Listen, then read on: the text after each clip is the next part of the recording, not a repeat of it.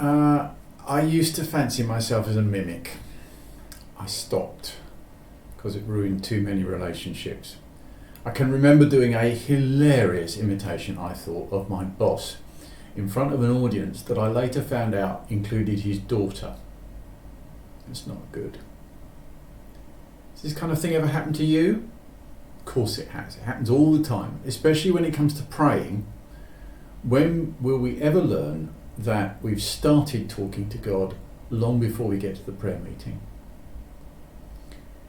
Abraham, Genesis 18.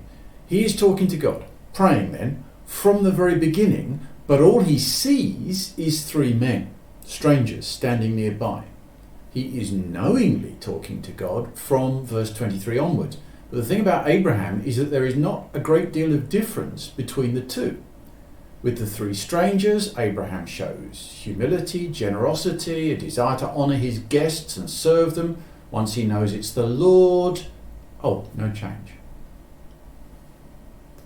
We have a God who turns up. What's the point in keeping up our sleeves an absolutely terrific special voice with special vocabulary just for use in prayer, when all the time he's been sampling at first hand the real message for him that we carry hidden in our heart, or we think it's hidden? So Jesus tells the parable of the sheep and the goats in Matthew 25. What do both groups have in common? Lord, when? That's how their prayer begins. Except no, it doesn't. Their prayer began when they clothed the naked and visited the prisoners and cared for the sick, or when they didn't. Hospitality is where we really demonstrate what we're made of, but we're not talking here about just the putting out of food and drink. That's not really a good indicator of anything unless it's in the sense that Jesus talks about it in Luke chapter 14, verses 12 to 14. He warns against the kind of hospitality that's really about being nice to those with the potential to be nice to you, and nearest and dearest included. Now, most of the time that's what we're talking about with hospitality, isn't it? But the kind of hospitality where prayer gets going is the sort where people can't pay us back in any way. They are vulnerable perhaps in some way. They have needs that they cannot fulfill from their own resources, needs that we can fulfill. And our job is to see them on their way rejoicing.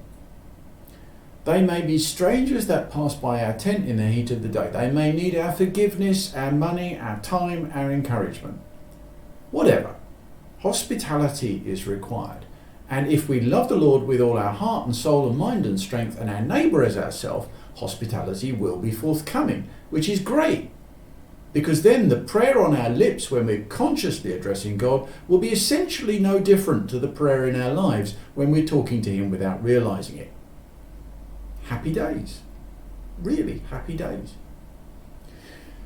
The other sort of prayer is going nowhere. Well, Jesus says so. Pharisee in the temple, tax collector in the temple, and they're both praying. And what's the Pharisee say?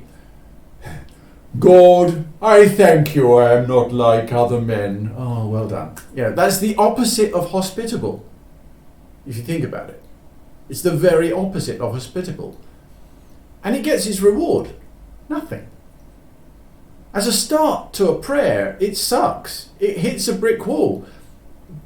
Fella, you are exactly like other men. You're in need of mercy and forgiveness. Why not ask for it? In fact, why not go over there and show that lonely tax collector mercy instead of just using him to boost your own self-esteem? What else, Don't worry, Jesus, we've stopped all the little children from coming and bothering you. Now let's spend a good time talking with you. Guys, it's only the little children that ever get to talk to God. And you believe they should be stopped? Well, how are you going to get through then? When your prayer is made a start like that. And of course, there's the forgiveness thing. Quintessential hospitality here. People need our forgiveness, and sometimes they even ask for it. Well, now what? Because they stand before us, don't they? Vulnerable, out in the cold, estranged from us. Do we bring them back into the fold or not? Do we play God? Shall I forgive them or not?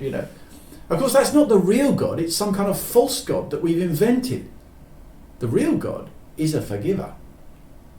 If we can't forgive others the wrongs they've done against us, only us, what are we really saying? Like it or not, loud and clear, the message to God is that he shouldn't forgive our sins against him.